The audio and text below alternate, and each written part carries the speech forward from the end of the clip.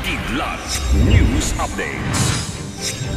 Sa ating mga balita, pagkamatay ni dating PCSO Board Secretary Wesley Barayuga, ipinag-utos na muling imbestigahan ng PNP. 1.4 million pesos na halaga ng kush nasamsam sa Pasay City. 6 na hotel sa Pilipinas kabilang sa Michelin Guide 2024 recommendations.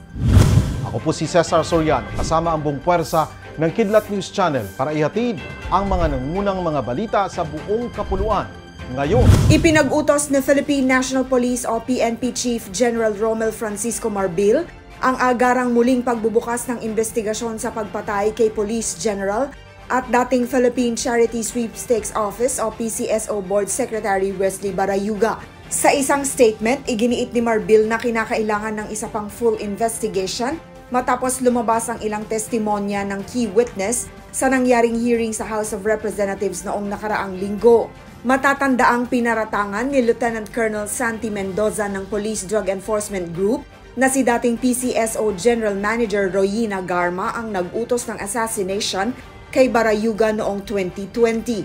Sa kwento ni Mendoza, kinontak umano siya ni National Police Commission Commissioner Edilberto Leonardo noong October 2019 at sinabing isang high-value target si Barayuga at sangkot umano ito sa illegal na droga.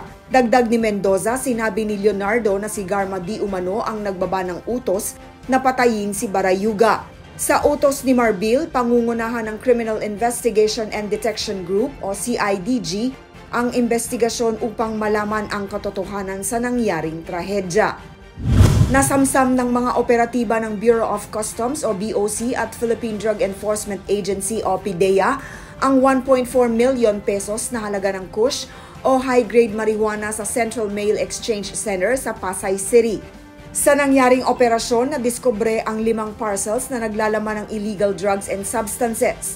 Nakita sa 4 na parcels ang 27 vape cartridges na may cannabis oil. Samantala, naglalaman naman ang ika-5 parcel ng mahigit 1 kilong kush na may combined street value na 1,470,220 pesos.